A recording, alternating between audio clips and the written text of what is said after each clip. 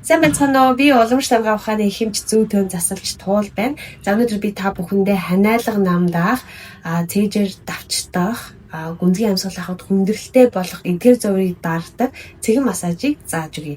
За энэ цэгийг бол UG гэж нэрлэдэг цэг байгаа. Энэ цэг маань ханиалга намдаах, за өөрсдийн үйл ажиллагааг сэргээх ийм үр дүнтэй цэг байгаа. За энэ цэг маань бидний эрхийн урандаа байрладаг ба энэ зөөлөн хэсэг дээр 1-р метакарпал ясны гол байрлаж байгаа. За тэгэхээр энэ цэгээ олоод дарахад бол маш өвчтөй байна. Өвчтөй ахын бол та цэгээ зүг болж ин гэсэн. Тэгэхээр ханиалга намдаах, хоолоо хорсол, хоолоо өвдөх, цээж давчдах, амьсгал давчдах зэрэг зовруудыг намдаадаг маш үр дүнтэй цэг байгаа. Өдөрт 2-3 удаа, нэг удаадаа 1-2 минут ингэж даралттайгаар массажлж өгвөл сайн байгаа. За та өөртөө болон хүүхэдтэй мөн хийж өгөх боломжтой юм цэг байгаа шүү. Массажаа хийж байхдаа гүнзгий амьсгал аваад тайван амьсгалаа гаргах энэ аргыг хэрэглээрэй.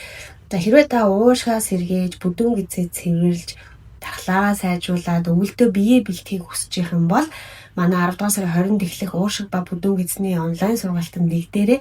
За манай сургалт болохоор уламжлалт ухааны суурь онол дээр суурилсан. За ингээд цайны жоор, амьсгалын дасгал, цэгэн массаж, за тэгээд онлын хичээл, за мөн йогийн сургалтын дасгал, хоолны 7 хоногийн дэглэм, жоор, хоол зүүн багшийн хичээл зэрэг ингээд яг энэ багц сургалт байгаа. Тэгэхээр одоо удахгүй эхлээд дуусах учраас та бүхэн яарад сургалтандаа суугаарай. Баярлалаа.